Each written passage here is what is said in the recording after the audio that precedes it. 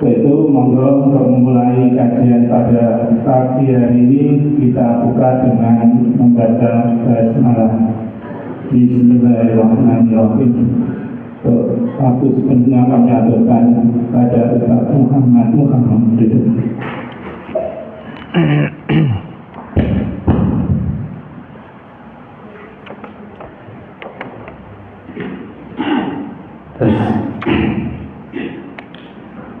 A'udzubillahi minasyaitonirrajim. Bismillahirrahmanirrahim. Assalamualaikum warahmatullahi wabarakatuh.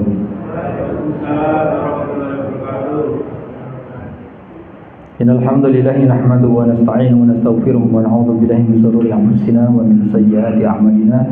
May yahdihillahu fala mudilla lahu wa may yudlil fala hadiya lahu. Wassalatu wassalamu ala nabiyyina wa habibina wa sahbina sayyidina Muhammadin wa ala alihi wa ashabihi wa man sara ala nahjihi ila yaumiddin. وقال عز وجل في كتابه الكريم أعوذ بالله من الشيطان الرجيم إن عدة الشهور عند الله 12 شهرا في كتاب الله يوم خلق السماوات والأرض منها 4 حرم ذلك الدين القيم فلا تظلموا فيهن أنفسكم وقاتلوا المشركين كافة كما يقاتلونكم كافة واعلموا أن الله مع المتقين. Jamaah salat subuh ingkang dipun mulyakaken dening Allah taala, alhamdulillah monggo kula panjenengan sami ngaos puji syukur dumateng Allah taala atas limpahan nikmatipun sehingga wonten ing dinten punika hari kedua saking bulan Dzulhijjah, dan ini adalah bulan yang diutamakan, yang dimuliakan Allah taala. Maka kami kami menasihatkan ya, supaya kita semuanya sebagai kaum muslimin ikut ya mengagungkan ya hari-hari 10 awal Dzulhijjah ini ya, sebagaimana Rasulullah SAW menyampaikan ma min ayyamin al-amalu shalih fihi ahabbu ila Allah min hadhil ayyam. Yani tidak ada hari-hari yang amal soleh itu lebih dicintai Allah, ya kan, lebih daripada hari 10 hari awal ini, yakni ayyamul ashar. Sahabat bertanya, qalu walal jihadu fisabilillah, ya Rasulullah, bahkan jihad fisabilillah apa juga tidak bisa menandingi, ya kan, amal soleh pada 10 awal Dzulhijjah ini. Walal jihadu fisabilillah, ya kata Rasulullah, ya sekalipun jihad fisabilillah, kecuali orang yang pergi berperang ya, membela agama Allah dengan jiwanya, dengan hartanya, dan dia tidak kembali dengan apapun, artinya syahid di jalan Allah Subhanahu wa taala. Adalah kehendak Allah Subhanahu wa taala ya menciptakan zaman, yang menciptakan waktu, dan di antara waktu-waktu itu ada yang diutamakan Allah taala, dan di antara waktu-waktu itu yang dicintai Allah adalah arba'atun hurum ya, yang terletak pada 4 bulan yang diharamkan Allah, maksudnya yang dimuliakan Allah: Dzulqa'dah, Dzulhijjah, Muharram, kemudian Rajab. Dan di antara 4 bulan yang dimuliakan Allah ini, ya kan, merupakan bulan yang paling dicintai Allah, yaitu Dzulhijjah. Dan dalam bulan Dzulhijjah itu yang paling dicintai Allah adalah 10 awal Dzulhijjah. Oleh karenanya penting bagi kita untuk memahami bahwa di bulan yang diharamkan Allah itu hendaknya kita memperbanyak amal soleh dan menjauhi segala apapun bentuk kemaksiatan, karena sebagaimana sahabat Ibnu Abbas radhiyallahu anhu menyampaikan ya, kemaksiatan yang dilakukan di bulan-bulan yang diharamkan Allah atau dimuliakan Allah itu dosanya pun juga berlipat. Begitupun amal-amal soleh juga dilipat gandakan pahalanya. Maka hendaknya menghentikan segala bentuk kemaksiatan, khususnya ya maksiat yang paling besar, yaitu menyekutukan Allah, durhaka kepada orang tua, memutus silaturahim, ya kan, hindarkan dosa-dosa besar itu dan memperbanyak mendekatkan diri pada Allah Subhanahu wa taala. Ma'asyiral muslimin rahimani wa rahimakumullah. Ya. Melanjutkan materi yang kemarin, ya, tentang kesabaran. Ya, kemarin kita telah membahas tentang aqsamus sabr, ya, tentang macam-macam kesabaran. Nah, pada hari ini saya akan sampaikan dengan apa ini? Temanya adalah al-akhbar al-waridah fi fadilatis sabr. Ya. Di sini tentang khobar-khobar atau hadis-hadis, ya, yang berkaitan dengan keutamaan kesabaran. Di dalam Sahih Muslim disebutkan an Ummi Salamah qalat, ya, suatu ketika Ummu Salamah berkata, sami'tu Rasulullah sallallahu alaihi wasallam yaqul, saya mendengar Rasulullah sallallahu alaihi wasallam bersabda, ma min muslimin tusibuhu musibatun fayaqulu ma amarullah.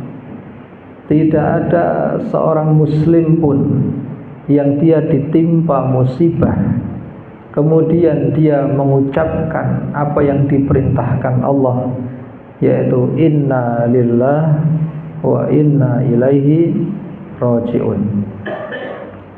Kemudian ditambahkan Allahumma ajirni fi musibati wa akhlif li khairan minha, ya. Saya ulangi, Allahumma ajirni fi musibati wa akhlif li khairan minha. Nah, mudah-mudahan sudah hafal semuanya. Atau sekali lagi, Allahumma ajirni fi musibati wa akhlif li khairan minha. Ya, ini artinya, ya Allah, ya, tambahkanlah untukku pahala atas musibah yang menimpaku dan gantikan untukku yang lebih baik darinya. Ummu Salamah, ya, ketika mendengar Rasulullah membacakan ini, Rasulullah mengatakan illa akhlafallahu lahu khairan minha.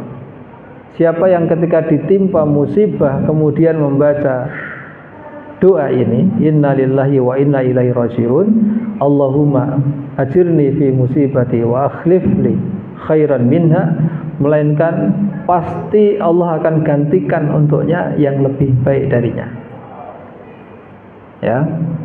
Qalat, kemudian Ummu Salamah mengatakan, falamma mata Abu Salamah, maka tatkala, ya, Abu Salamah meninggal. Abu Salamah itu siapa?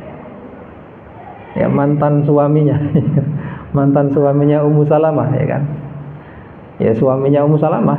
Ya, suaminya Ummu Salamah ketika meninggal, Ummu Salamah membaca doa ini. Ya. Kemudian Ummu Salamah berkata, ya, setelah berdoa itu dia berkata, ayyul muslimina khairun min Abi Salamah.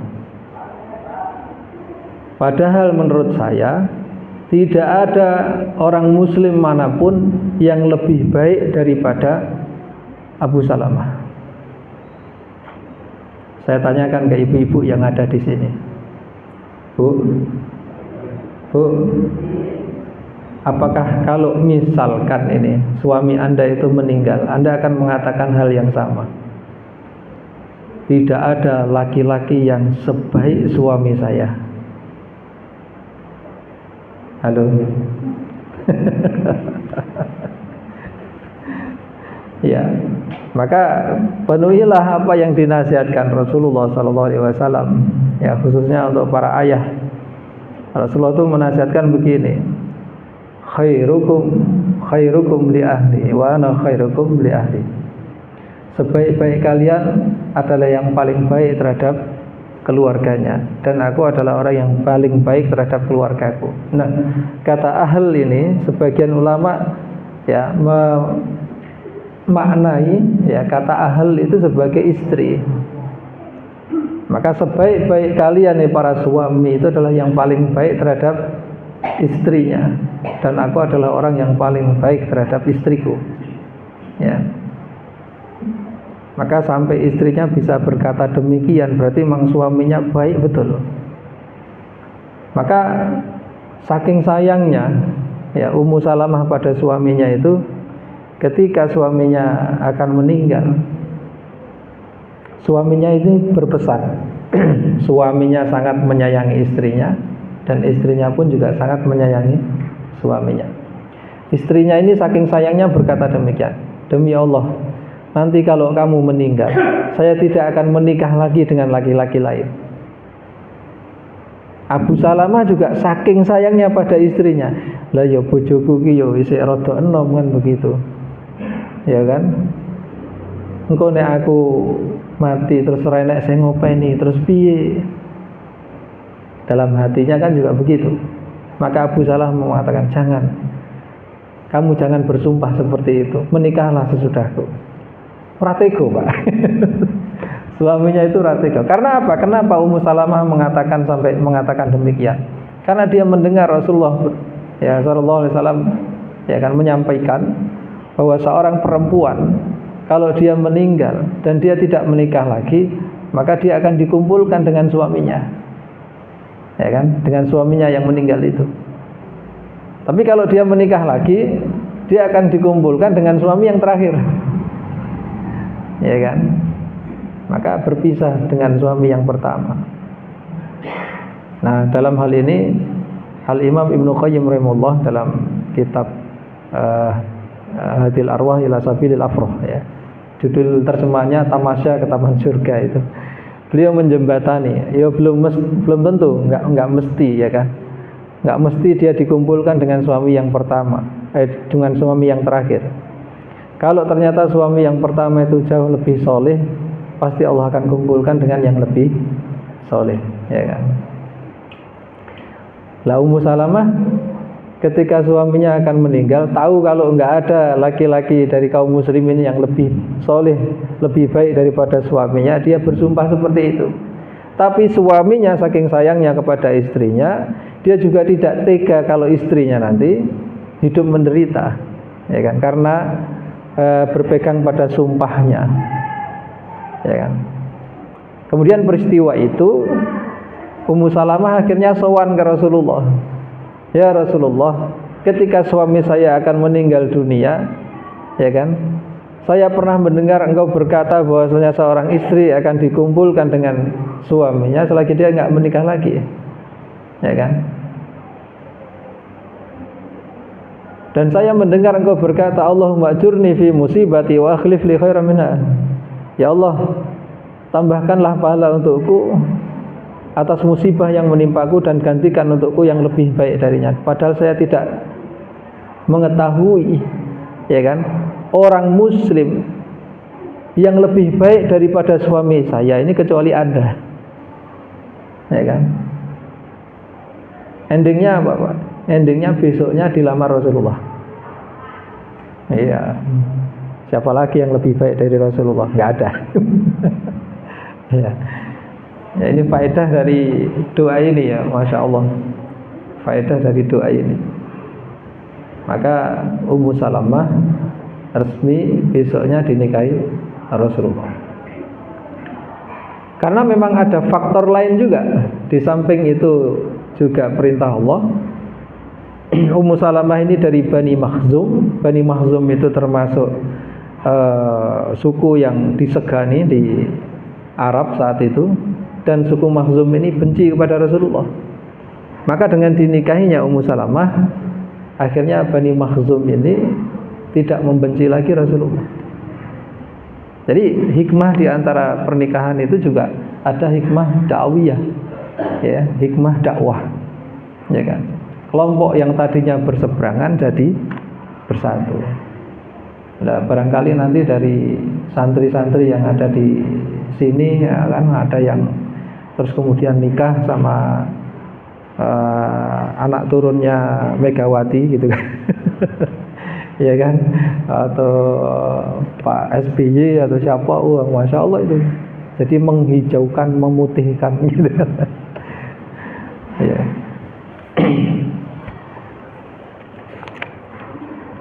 Itu salah satu trik dakwah ya. Ya. Jadi dakwah itu juga diantara melalui pernikahan. Ya. Maka dulu raja-raja itu menikahkan anaknya dengan anaknya para wali gitu kan, para kiai, para ulama. Maka kekuatan itu basisnya kuat banget ya kan. Kekuatan umara dan ulama ya kan. Ya, dalam satu wadah. Maka hikmah di antara kesabaran ya kan di dalam menghadapi musibah ini, bahwa Allah akan gantikan untuk Anda itu yang jauh lebih baik. Maka ketika Anda mendapat musibah itu jangan buru-buru ngersulo. Ya, jangan buru-buru marah. Anda nggak tahu kalau di balik musibah itu ternyata Allah mengendaki hal yang jauh lebih baik daripada yang saat itu menimpa Anda. Ya kan? Berapa banyak orang yang Allah gantikan dengan sesuatu hal yang jauh lebih baik setelah dia sabar ya menghadapi musibah yang menimpanya. Ya, contohnya kisahnya Ummu Salamah tadi. Ya. Atau kisahnya Ummu Sulaim. Ya, ketika dia ditinggal suaminya untuk berdagang, ya kan? Dan mereka dikaruniai anak satu-satunya, anak laki-laki yang sangat disayangi oleh Abu Sulaim. Ya, qadarullah ketika suaminya ini, si Abu Sulaim ini berdagang, anaknya itu sakit sampai meninggal, ya kan? Hingga akhirnya ketika ketika suaminya itu pulang dari berdagang, ya kan, sama Ummu Sulaim ini nggak langsung kok dikasih tahu putranya meninggal, ya kan? Justru apa? Diservis suaminya itu dengan baik, ya kan? Disambut dengan senyuman, disambut dengan baik, disiapkan makanannya, ya kan? Sampai ya tadi terjadi apa yang diinginkan oleh para laki-laki itu. Baru setelah itu, setelah suaminya betul-betul dalam kondisi tenang, nyaman, ya kan, istrinya menyampaikan, wahai suamiku, saya ingin bertanya, bagaimana pendapatmu jika ada orang yang menitipkan sesuatu terus kemudian ia mengambilnya? Suaminya menjawab, ya mestinya kita berikan karena itu bukan milik kita. Lalu bagaimana jika sesuatu itu adalah anakmu? Maksudmu apa? Ya, anak kita adalah miliknya Allah dan Allah telah mengambil anak kita. Wah, suaminya marah. Suaminya marah. Akhirnya hal itu dilaporkan kepada Rasulullah SAW. Gimana istri saya ini gitu kan? Bukannya berkabung, bukannya gitu kan? Saya dikasih tahu, dikabari. Ini malah saya diajak gitu kan? Berhubungan suami istri, ya kan? Iya. Setelah itu baru dia menyampaikan semuanya kepada saya. Malah Rasulullah memuji istrinya, ya kan? Didoakan oleh Rasulullah dan endingnya, ya kan? Akhirnya justru Ummu Sulaim ini diberikan 10 anak yang semuanya penghafal Al-Quran, ya kan? 10 anak yang semuanya penghafal Al-Quran. Nah ini loh. Nah coba nanti dipraktekkan ibu-ibu ya. Atau bapak-bapak juga bisa gitu kan. Allahumma ajurni fi musibati wa akhlif li khairan minha. Ya, saya pernah punya pengalaman seperti itu, Pak. Ketika itu tahun 2014 ya, ketika kami diberangkatkan umroh ya untuk ke Palestina saat itu. Ya, saya sendiri juga mikir, saya mau umroh gitu kan, jauh-jauh. Saya tidak punya sangu gitu kan. Nggak punya sangu gitu kan. Terus kemudian ketika itu kami ditugaskan ya, untuk ngisi taklim ya, sambil bawa kalender ya, bawa kalender untuk dibagi-bagikan ke jamaah. Qadarullah habis terjadi letusan Gunung Semeru atau apa waktu itu, sehingga jalan-jalan itu penuh dengan pasir. Nah, saya pakai sepeda motor laki-laki itu, saya sambil bawa yang kiri bawa kalender, yang kanan pegang gas. Pas tikungan akhirnya terpleset jatuh. Ini tulang yang ada di sini nih, tulang apa namanya? Belikat ya, tulang belikat ini kena spion Pak, patah. Ya, dan saya juga sadar itu patah karena langsung pusing ya, berkunang-kunang mau pingsan, itu sudah semerpet itu. Ya, saya bilang innalillahi wa inna ilaihi raji'un, ya Allahumma ajurni fi musibati wa akhlif li khairan minha. Ternyata sampai saya kondisi setengah sadar itu dibonceng orang balik ke pondok gitu. Balik ke pondok, terus besoknya diteleponkan untuk operasi ya, waktu itu di Kostati.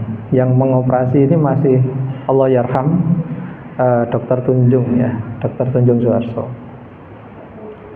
Ya, saya sudah telepon kakak-kakak semuanya, tolong nanti saya dipinjami dulu untuk operasi gitu ya. Semuanya sudah nyiapin, dan ternyata pas hari ketika mau pulang, mau bayar berapa Pak? 5.000 rupiah gitu kan. Saya bingung gitu kan, gimana ceritanya ini operasi bayarnya 5.000 rupiah gitu kan. Ya, itu kebaikan beliau ya, Allah yarham Dr. Tunjung ya, yang punya pesantren Iskarimah di Karanganyar. Sampai akhirnya cuma bayar itu.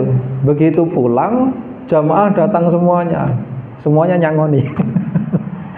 Oh, jadi begini caranya Allah ya, supaya saya punya sanggup ketika nanti umroh ya. Skenarionya saya jatuh dulu, terus kemudian saya berdoa dulu gitu kan. Masya Allah.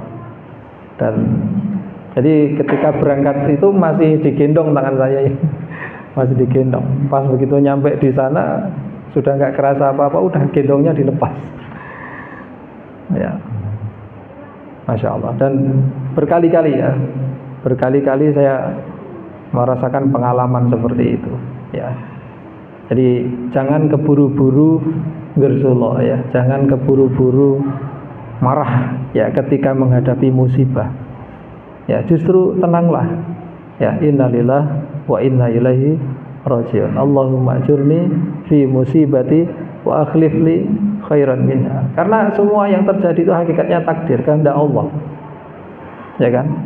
Itu semuanya adalah yang telah terjadi itu kehendak Allah. Maka kita senantiasa, kalau rukun iman yang keenam itu adalah kita mengimani wa bi qadri khairihi wa syarrihi.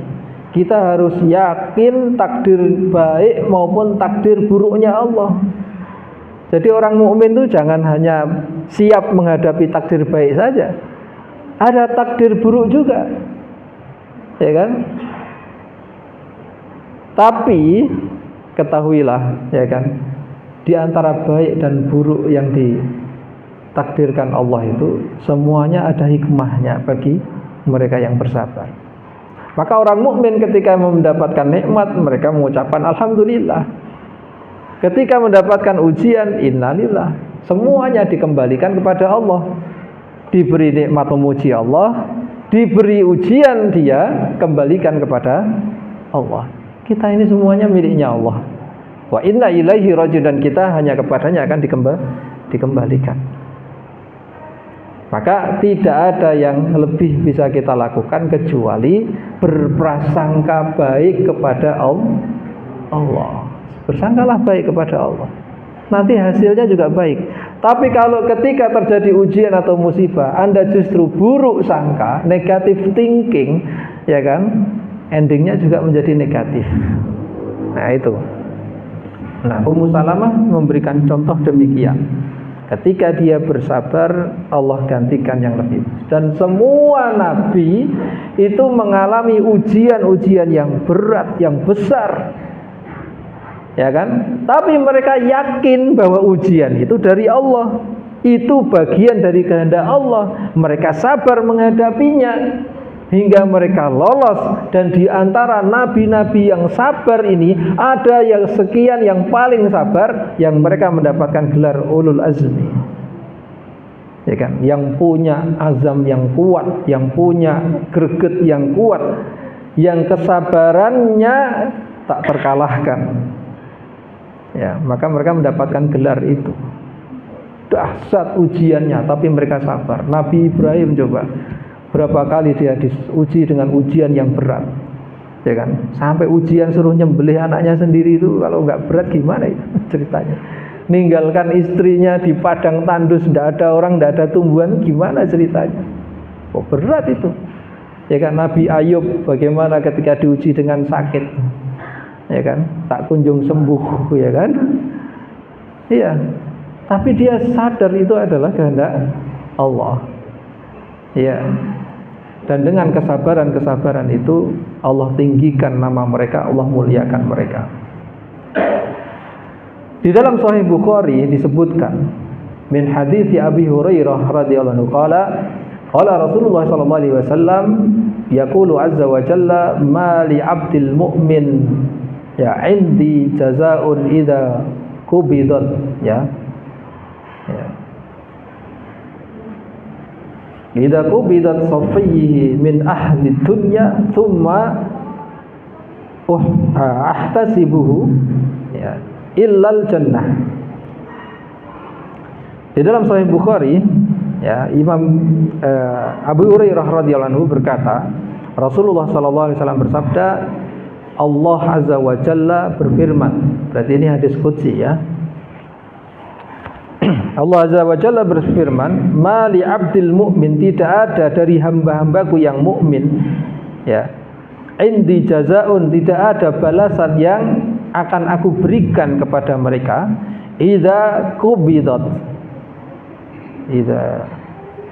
Idza qabattu safiyahu, ketika aku ambil ya sesuatu atau seseorang yang dicintainya, min ahli dunya, dari penduduk dunia, tsumma ihtasabahu, kemudian dia berprasangka baik kepada Allah SWT, illal jannah, kecuali akan aku berikan kepadanya surga.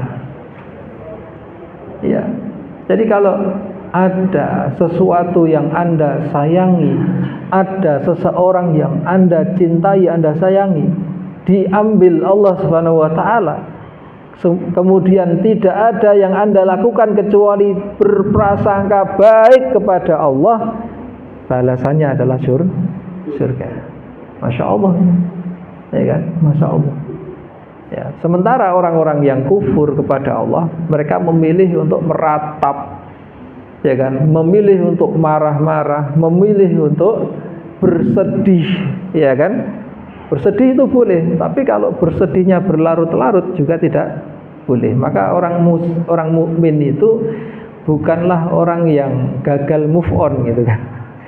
Ya, dia selalu positive thinking, ya kan?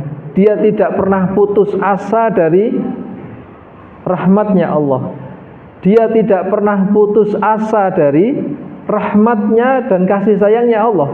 Maka ketika dia ditimpa ujian, dia cepat kembalikan kepada Allah, dia kembali, ya kan, beramal baik seperti sedia kala. Jadi yang kedua hikmahnya adalah kesempatan memperoleh balasan surga.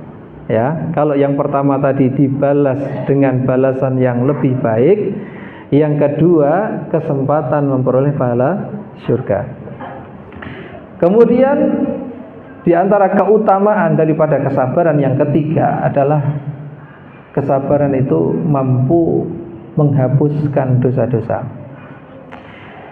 Di dalam Sahih Bukhari dan Muslim disebutkan dari Ummul Mukminin Aisyah radhiyallahu anha, ya, beliau berkata, qala Rasulullah sallallahu alaihi wasallam, Rasulullah sallallahu alaihi wasallam bersabda, "Ma min musibatin tusibul mu'min illa kaffarallahu biha anhu hatta syaukatu ya yushakuha."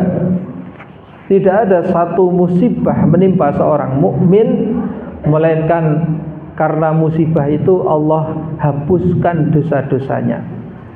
Bahkan sampai sekalipun sekedar dia kena syaukah, duri, ya kan, ngidari ya, nginjak duri atau nginjak paku atau apalah semacamnya ya, yang itu bagi kita itu musibah kecil gitu kan.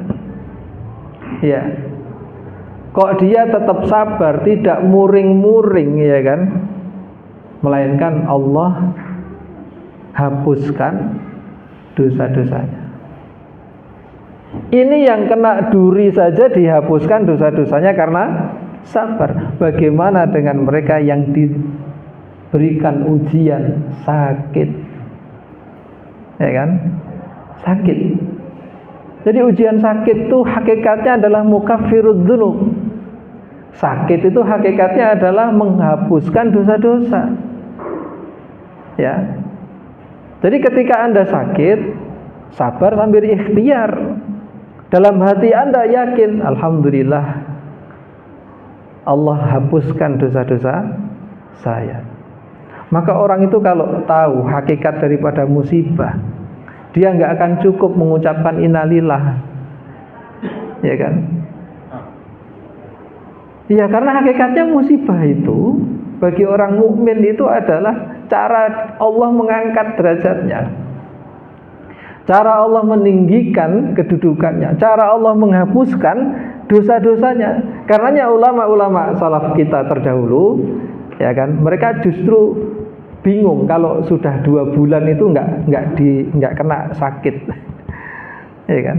Wah, aku kok rong sasi kok belas ora loro, woy panas mau piye gitu kan? Iya kan? Iya, dia mencurigai dirinya sendiri gitu kan? Ya kalau itu memang rahmat, anugerah yang diberikan Allah, gitu kan? Kalau ternyata itu istidrat kan kacau saya. Ya, ahli maksiat itu juga dikasih sehat aja gitu kan. Tapi itu hukuman. Itu bukan nikmat, itu hukuman.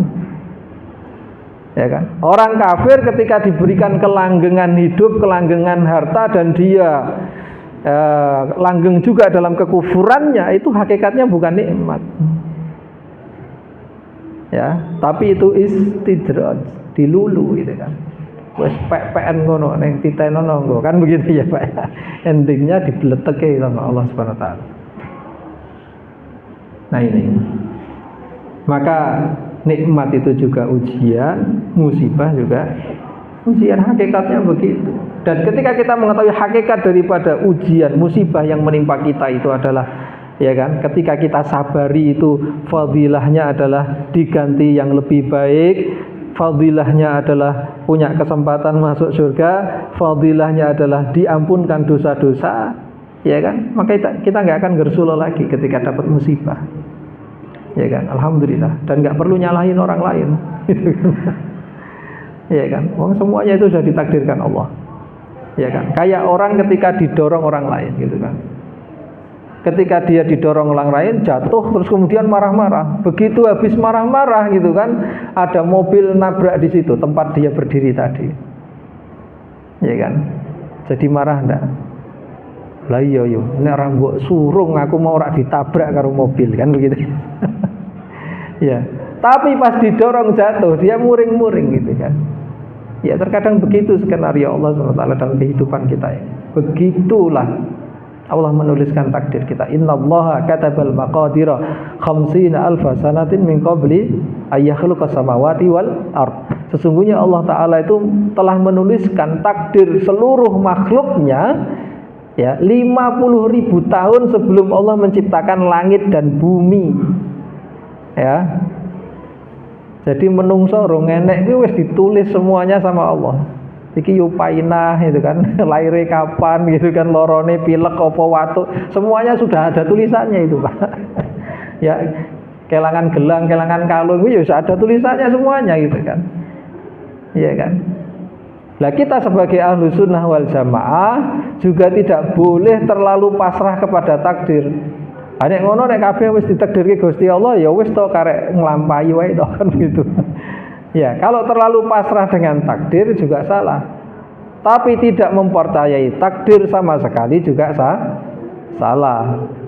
Maka ada golongan yang namanya Qadariyah, ada yang namanya Jabariyah. Ya kan, Jabariyah itu dia intine ya urip kuwi kabehane wis ditakdirke Gusti Allah. Sampai orang Jabariyah itu berpendapat, jadi nek aku maksiat ya wis takdiri Gusti Allah. Nek aku nyolong wis takdiri Gusti Allah ya. Sampai seperti itu orang itu. Ya itu keliru kan pemahaman seperti itu. Ada yang kebablasan juga itu kan. Ora enak. Kabeh harus seneng sugih anu sing nekdirke ya awake dhewe iki gitu kan. Nah itu juga kebablasan dan itu juga salah. Sementara orang mukmin ahlu sunnah wal jamaah meyakini takdirnya Allah, ya kan? Tapi mereka juga diberikan, ya kan, kesempatan Allah untuk merubah. Innallaha la yughayyiru ma biqaumin hatta yughayyiru ma bi anfusihim. Benar, Allah itu sudah menciptakan kaki kalian. Allah juga ciptakan gerakan dari kaki kalian, tapi kaki itu mau melangkah kemana, kalian yang memutuskan. Ya kan? Dan Allah sudah berikan rambu-rambunya. Gitu loh Bu. Benar, Allah itu sudah menciptakan tangan kalian. Dan Allah ciptakan gerakan tangan kalian. Tapi tangan ke arep obah piye, Anda yang memutuskan. Padahal Allah sudah beri panduan, nek ngene iki oleh, nek ngene iki ra oleh. Itulah kenapa berlaku hukuman dan pahala. Kalau yang menggerakkannya itu sesuai ke arah yang dikehendaki Allah, dapatnya pahala. Tapi kalau menggerakkannya justru menentang Allah, ya dapatnya hukuman. Gitu loh. Wong wis tak kei urip, tak kei tangan, tak kei sikil gitu kan. Tak kei iso obah gitu kan. Terus kemudian tak kei rambu-rambu obahe kudu nyandi. Lah kok malah iya, malah menentang, malah melenceng. Kan kurang ajar gitu. Lah karena kurang ajar ya dijewer kan begitu. Nah itu loh. Jadi begitu pemahaman ahlu sunnah wal jamaah ya.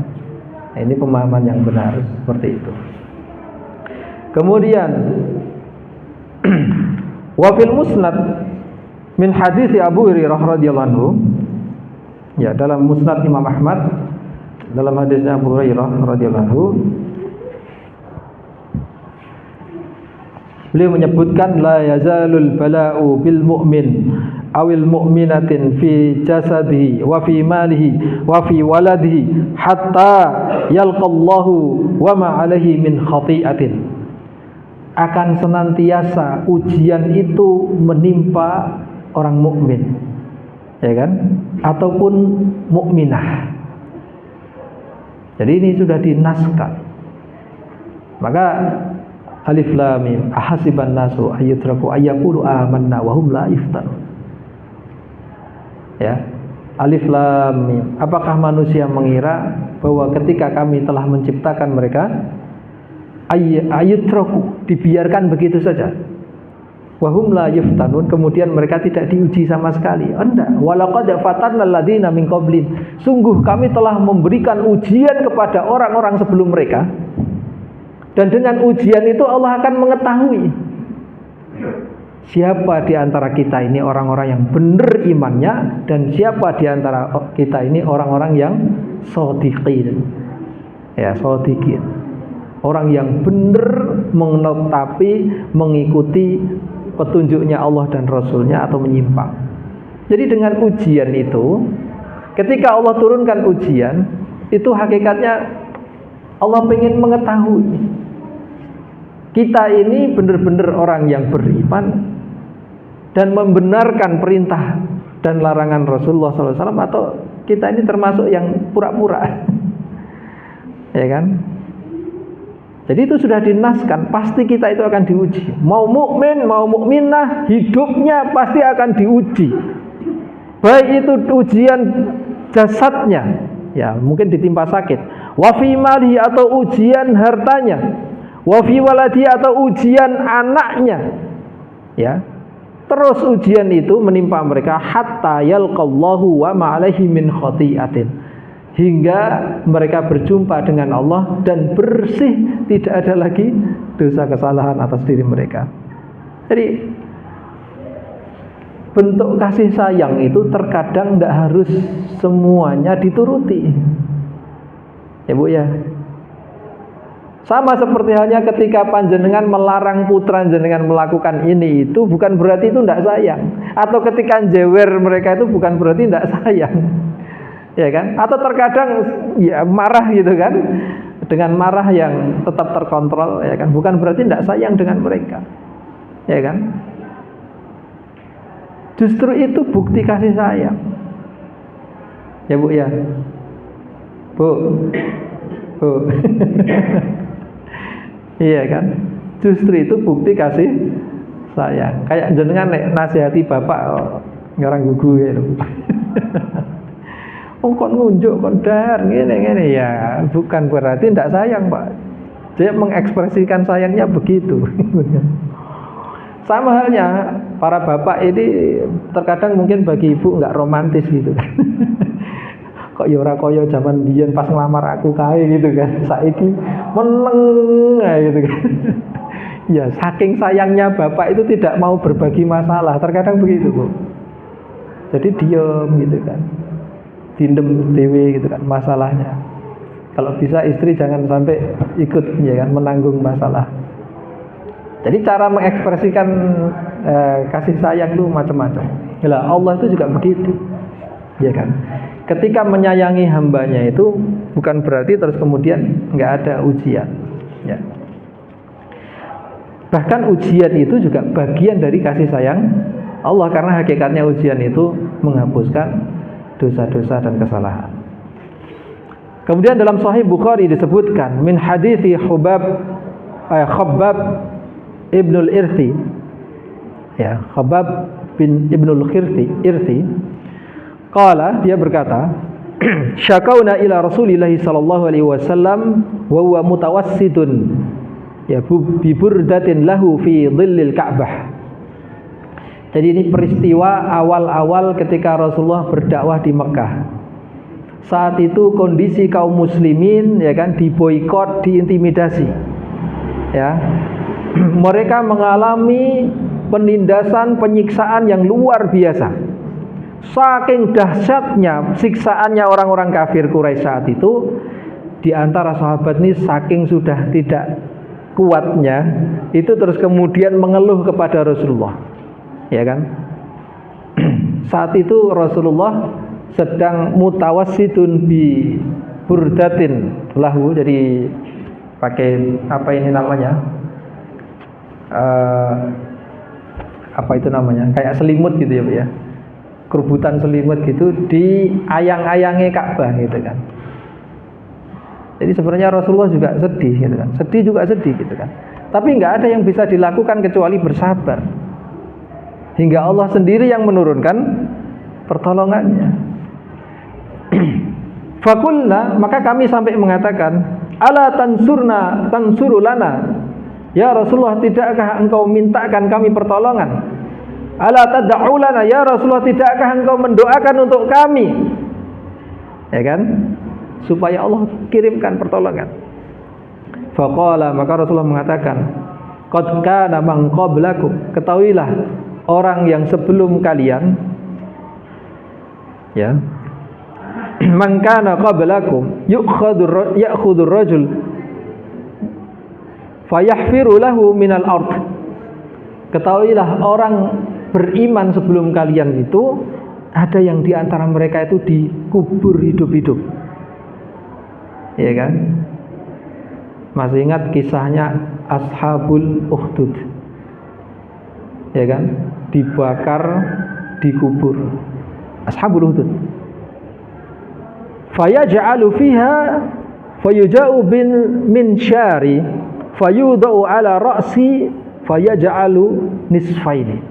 Di antara mereka ada yang digergaji kepalanya sampai tubuhnya terbelah menjadi dua. Wa yamsutu bi amsyatil hadidi min duni lahmihi. Di antara mereka ada yang disisir kulitnya itu dengan sisir yang terbuat dari besi, sampai terkelupas kulitnya hingga terlihat admi, terlihat tulangnya. Ma yasudduhu dzalika an dini. Namun demikian sedikit pun hal itu tidak menjadikan mereka melenceng dari agamanya. Ya kan? Jadi ketika kaum muslimin mendapatkan siksaan di Mekah seperti itu, Rasulullah menyabarkan mereka. Ketahuilah, orang beriman sebelum kalian itu mereka juga mendapatkan perlakuan yang jauh lebih menyakitkan daripada kalian. Tapi mereka bersabar dan mereka tidak keluar dari agama mereka itu. Kemudian, wallahu la yatamanna Allahu hadzal amra hatta yusirul raqiba min San'a ila Hadramaut la yakhafu illa Allah wadh-dhi'ba ala ghanami. Demi Allah, la yatamanna Allahu hadzal amra, pasti Allah akan menangkan dakwah Islam ini, ya kan? Hingga orang kalau berjalan, orang penunggang kuda kalau berjalan dari San'a ke Hadramaut itu tidak ada dalam hati mereka rasa takut kecuali hanya kepada Allah Subhanahu wa ta'ala. Karena saking amannya kondisi sosial saat itu ketika dakwah Islam itu dimenangkan Allah. Ya kan? Jadi seperti nanti ketika zamannya Imam Mahdi memimpin nanti, kalau digambarkan Rasulullah itu, sampai kalau perempuan itu berjalan sendirian di waktu malam itu aman. Ya kan? Aman. Ketika syariat Islam itu diterapkan ya atas kaum muslimin, itu benar-benar keamanan itu terjamin. Ya, benar-benar terjamin. Wala dzi'ba ala ghanami. Ya. Jadi rasa takut yang ada dalam seorang itu cuman kepada Allah atau serigala kalau nerekam kambingnya gitu. Ya, karena serigala bukan manusia. Jadi nggak ngerti, diajari syariat juga nggak paham gitu kan. Tapi kalau manusia saat itu, ketika Allah menangkan dakwah Islam itu, mereka menjadi aman sosial, masyarakat sosialnya jadi aman. Walakinnakum tasta'jilun, akan tapi kalian itu tergesa-gesa, pengennya segera dimenangkan, pengennya segera berikan pertolongan, pengennya segera diberikan kesejahteraan, tapi Anda tidak mau bersabar. Nah, itu yang dikatakan Rasulullah SAW. Maka dalam salah satu athar dikatakan, qala ba'dus salaf, sebagian ulama salaf mengatakan, laula masaibud dunya lawaradnal akhirata minal mafalis. Ya, seandainya bukan karena musibah-musibah ketika di dunia, niscaya kita akan datang besok pada hari kiamat menghadap Allah Ta'ala dalam kondisi orang-orang yang bangkrut, orang-orang yang rugi. Ya kan? Jadi masaib, musibah-musibah itu ternyata menguntungkan kita. Ya kan? Ternyata menguntungkan kita. Makanya sampai ulama mengatakan demikian, seandainya bukan karena ujian-ujian yang dulu menimpa kita ketika kita di dunia, pasti kita termasuk orang yang Maka filosofinya seperti ketika orang mau menanam pohon kurma itu Pak, dia kalau sudah mulai tumbuh itu ditaruh batu di atasnya supaya apa? Tidak kesusu. Iya, tidak kesusu apa Pak? Ke atas. Tapi pohon kurma itu memperkuat akarnya dulu. Jadi tumbuhnya ke bawah dulu. Hingga ketika akarnya itu sudah kuat, maka batu ini dengan sendirinya bisa disundul sama pohon kurma tadi. Nah, filosofinya begitu. Kadang hidup tuh begitu. Ojo kesusu pengen mimpin gitu kan. Ojo kesusu pengen tenar. Nek pondasimu isih ora jejeg gitu loh. Iya. Kalau memang ilmunya belum banyak, perbanyak dulu ilmunya. Ya kan? Kalau memang pondasinya belum kuat, perkuat dulu pondasinya. Bangun kok kesusu, pengennya ndang dhuwur gitu kan. Tapi pondasinya kropos. Ambruk. Ya kan? Maka pondasi ini kuat. Diperhatikan betul, ya kan? Ya. Nah, ujian itu diantara hikmahnya adalah menjadikan kula panjenengan sami itu lebih kuat. ya kan? Maka sing orang-orang mohon maaf ya, orang-orang yang menengah ke bawah itu ya ujiannya sesuai Allah. La yukallifullahu nafsan illa wus'aha. Sing menengah ke atas ujiannya ya sesuai dengan kemampuan mereka. La yukallifullahu nafsan illa wus'aha. Delala ya sing melarat ki lorone ki ora pate maneka warna gitu kan. Paring watuk, pilek, kemeselen, jimpe gitu kan. Delala sing sugih-sugih iki diabetes gitu kan. Jantung, kanker gitu kan.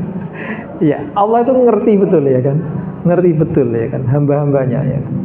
Ya, jadi nggak mungkin kita itu dibebankan sesuatu yang di luar kemampuan kita ya, di luar kemampuan kita. Nah ini, maka di dalam Al-Quran di surat As-Sajdah ayat 24 Allah Taala berfirman, wa ja'alna minhum a'immatan yahduna bi amrina lamma sabaru wa kanu bi ayatina yuqinun.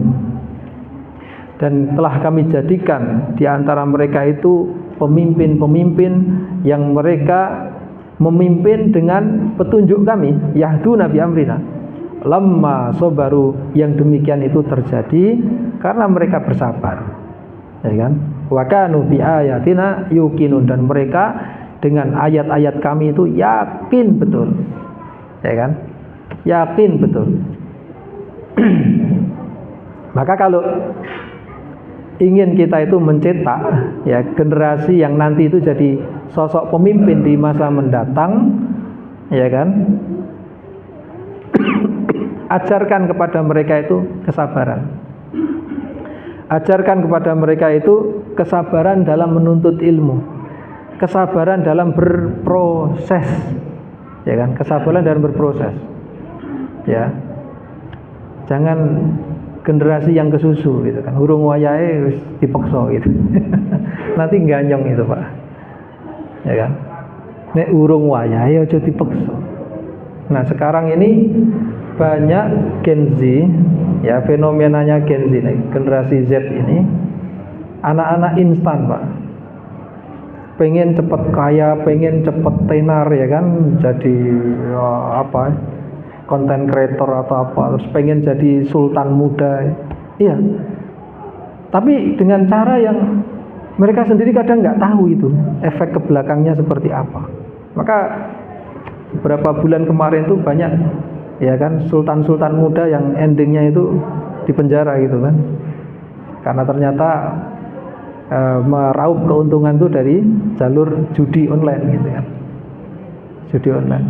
Dan masih banyak lagi film. Maka yang kita khawatirkan di situ, ya kan, senengane Gen Z ya, di antaranya senengane itu euforia, ya kan, ya ke kafe-kafe atau ke mall-mall, senengane dolan, ya kan, malas nyambut gawe, malas sekolah.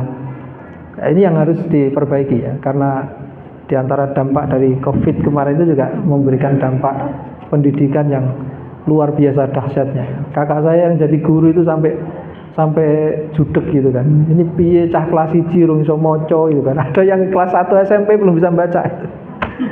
Iya kan? La haula wala quwata illa billah. Terus dadi ini opo inggo kan gitu. Ya, ada mahasiswa baru sekolah setahun ya kan, semester 1 2 terus ujug-ujug besok wisuda. Iya. Semester 3 4 5 6 7 8 online gitu kan. La haula wala quwata illa billah. Nah, ini juga bagian dari PR kita semuanya. Lamma akhadhu bi ra'sil amri ja'alnahum ru'asa. Maka ketika kaum mukminin ini mengambil bagian dari ra'sul amr, jadi ra'sul amr itu artinya puncaknya urusan agama ini, yaitu diantaranya adalah kesabaran. Ja'alnahum ru'asa, kami jadikan mereka para pemimpin. Walamma aradu qata'a rajul Urwatah ibn Zubair qalu lahu law saqainaka syai'an kailan tash'uru bil waj'i. Ada suatu kisah ketika Urwah bin Zubair itu menderita sakit yang sehingga menjadikan kakinya itu salah satunya harus diamputasi. Qalu, mereka mengatakan yang mau memotong kakinya Urwah bin Zubair ini, lau saqainaka syai'an kai la tas'uru bil wajhi. Seandainya kamu mau, kami akan minumkan kepadamu khamr. Saat itu minuman keras. Supaya apa? Kalau sudah mabuk nggak kerasa gitu, pasti potong. Ya, karpe sing arep graji gitu. Ya kan? Kalau Anda mau, tak minumi Anda itu khamr, ya, supaya Anda tidak kerasa ketika dipotong. Faqala, maka Urwah mengatakan, innama ibtalani liyara sabri afa u'aridu amrah. Ketahuilah, sesungguhnya dengan sakit ini Allah sedang mengujiku, supaya Allah akan melihat sabri, kesabaranku, afa u'aridu amrahu, atau saya justru menentang, ya, keputusannya Allah Subhanahu wa ta'ala. Bayangkan Pak, saat itu dunia medis belum semaju ini. Ketika motong itu, ya kan, belum ada bius. Maka biusnya memang di sini tidak disebutkan. Dalam riwayat yang lain, akhirnya Urwah ini sholat, Pak. Jadi dipotong itu saat sholat, dan dia nggak kerasa. Saking khusyuknya dalam sholat, nggak kerasa itu. Ya, proses pemotongan itu. Bayangkan orang diabetes ya. La haula wala quwwata illa billah. Jadi penyakitnya seperti itu. Jadi dulu itu sudah ada, ya kan, namanya amputasi itu sudah ada. Dan biusnya orang mukmin saat itu ibadah. Ya, ibadah, saat zikir atau saat di sana sholat. Ketika sudah di sana nyantol sama Allah, wis itu dunia nggak kerasa itu. Dalam saat posisi seperti itu. Maka sahabat Umar radhiyallahu anhu, ya, ketika ngimami ditusuk itu, saat sholat nggak kerasa itu. Setelah selesai sholat baru di sana geletak itu. Ya, Ali bin Abi Thalib juga ketika sholat, ya kan, Utsman bin Affan. Ya. Maka kita bisa bayangkan seberapa khusyuknya para sahabat kita dulu itu, ya kan? Sehingga ketika apa istilahnya dilakukan sesuatu yang menyakiti fisik mereka itu nggak ada rasanya, ya kan? Saking khusyuknya kepada Allah Subhanahu wa ta'ala. Iya. Maka berkata Umar bin Abdul Aziz, ya, ma an'amallahu ala 'abdin ni'matan fa anza'aha minhu fa'adha makanaha sabra illa kana ma'audahu khairan mimma intaza'ahu. Umar bin Abdul Aziz juga mengatakan, tiada seorang hamba yang Allah berikan nikmat kepadanya kemudian nikmat itu dicabut oleh Allah Ta'ala, melainkan Allah akan gantikan kepadanya karena kesabarannya itu dengan sesuatu yang jauh lebih baik dari apa yang diambil oleh Allah itu. Jadi kuncinya itu, ya kan, kalau ada nikmat dari Anda itu yang diambil Allah Ta'ala, kemudian Anda sabar, pasti akan Allah ganti yang lebih baik, ya kan. Kemudian wa marada Abu Bakar As-Siddiq fa'adahu faqalu ala tad'u laka tayyib. Ketika Abu Bakar As-Siddiq sakit, orang-orang menjenguknya, orang-orang mengatakan kepadanya, ala nad'u laka tayyib, bolehkah kami mendoakan Anda supaya lekas sembuh? Ya, faqala Abu Bakar mengatakan, qad ra'ani tayyib, bukankah kalian sudah melihat saya baik-baik saja? Iya. Qalu, para sahabat mengatakan, fa ayyu syai'in qala lak, baik mananya? Wong kamu sakit kok baik gitu kan. Faqala, maka ya Abu Bakar mengatakan, qala inni fa'alun lima urid. Ya, inni fa'alun lima urid. Ya. Sesungguhnya aku ini sedang menjalani apa yang saya kehendaki. Artinya apa? Abu Bakar memilih menyabari takdirnya Allah. Ya artinya ini bukan menjadi bismillah aku lores rasa berobat gitu kan, bukan. Ya bukan begitu maknanya. Ya kan? Tapi kalau sakit-sakit ringan seperti sakit panas gitu kan. Ya kan? Dan itu tidak membahayakan, ya kan? Ada orang yang memilih terkadang untuk menjalani itu dengan sabar. Ya sambil berobat kan begitu ya. Ya. Maka apa yang dilakukan Abu Bakar ini pilihan seperti yang dilakukan Nabi Ayub alaihissalam. Ya kan? Sebenarnya dia bisa berobat gitu kan.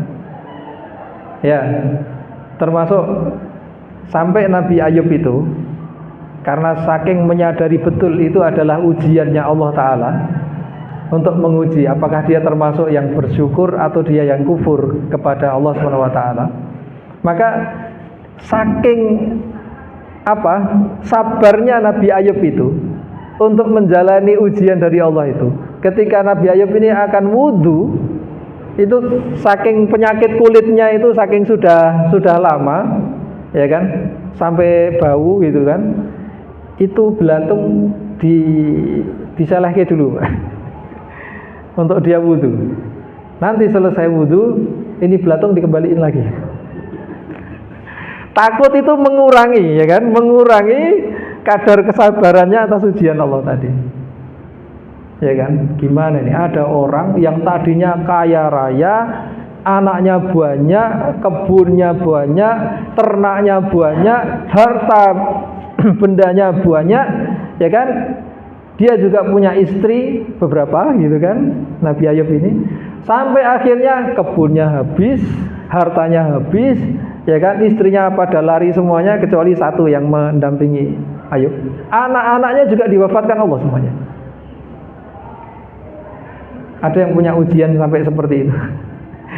Nggak kebayang itu kalau orang diuji kayak begitu. Kalau bukan Nabi itu pasti sudah stres itu, iya kan? Pasti sudah stres itu.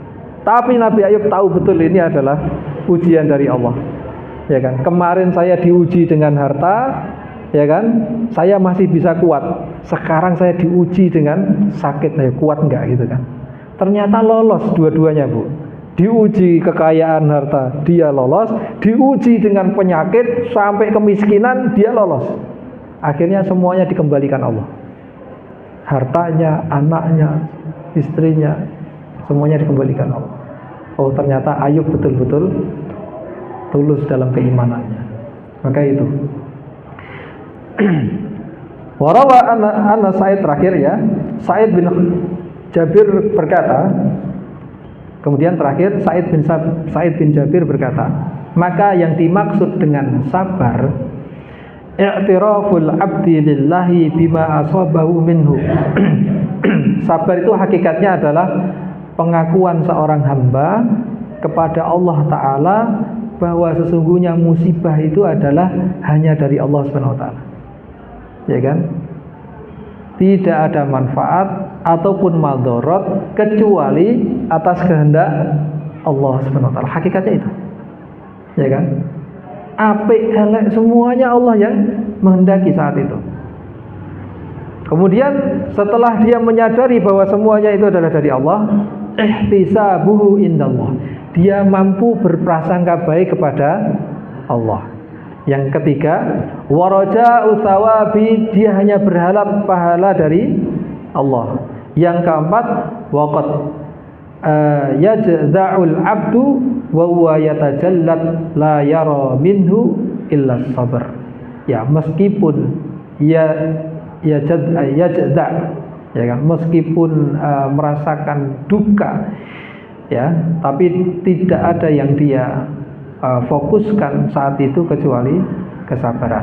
Maka makna sabar itu tadi yang pertama adalah mengakui bahwa semuanya itu adalah kehendak Allah. Yang kedua, tetap berprasangka baik kepada Allah. Yang ketiga, tidak berharap balasan melainkan dari Allah SWT. Kemudian yang keempat, dia juga meskipun merasakan sakitnya atau dukanya, tidak ada yang dia harapkan kecuali kesabaran, ya, pahala daripada kesabaran. Nah, ini yang bisa kita sampaikan ya terkait dengan keutamaan daripada kesabaran. Mudah-mudahan setelah ini setelah mendengarkan ini kita semuanya jauh lebih kuat lagi ketika diuji dengan apapun.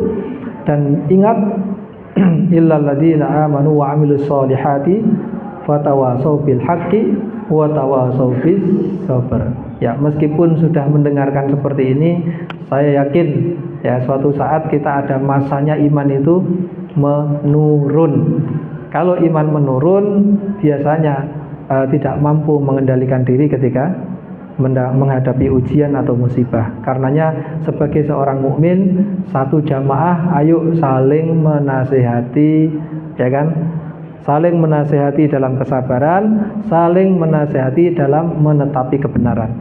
Ya, saling mengingatkan. Ya disambangi ya Bu ya. Kalau ada yang dapat musibah, ya disambangi, dihibur, dikuatkan hatinya, dikuatkan imannya, diingatkan lagi tentang pelajaran ini, ya kan?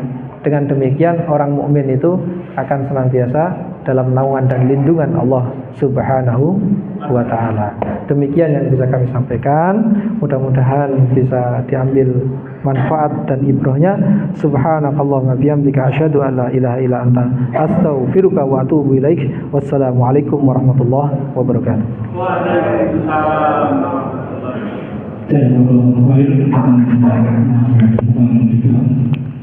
Luar biasa yang dilakukan banyak sekali daging semua. Yang pertama tadi mengenai keutamaan 10 awal bulan Dzulhijjah, Allah diisi dengan amal soleh, tilawahnya, sholatnya, sunnah-sunnahnya, sedekah dan sebagainya. Karena ini adalah amalan yang paling dicintai Allah Subhanahu wa ta'ala. Dan yang berikutnya adalah mengenai keutamaannya sabar, manfaatnya sabar. Yang pertama adalah akan digantikan yang lebih baik, akan dimasukkan surga, akan dihapus dosa-dosanya. Dan banyak adalah kisah-kisah yang akan Bapak itu kita dapatkan yang memotivasi kita untuk semakin mendekatkan diri kepada Allah. Bagaimana menyikapi musibah luar biasa. Kemudian ini saya setuju Pak Ustaz, luar biasa, dan saya juga mengalami sangat menyentuh. Demikian mudah-mudahan kita bisa mengamalkan. Dan monggo kita akhiri, kita tutup majelis ini, kajian ini dengan membaca hamdalah dan doa kafaratul majelis. Alhamdulillahirabbil alamin. Subhanallahumma wa bihamdika asyhadu an la ilaha illa anta astaghfiruka wa atubu ilaik. Nanti langsung sholat Isra, dan ini juga dibiasakan, ya hanya pas kajian sholat subuh langsung. Kalau yang punya waktu ini akan lebih baik, terutama yaitu di bulan Dzulhijjah. Ini nanti langsung sholat Isra dan dilanjutkan dengan sarapan. Dengan wilayah Taufiq Hidayah. Assalamualaikum warahmatullahi wabarakatuh.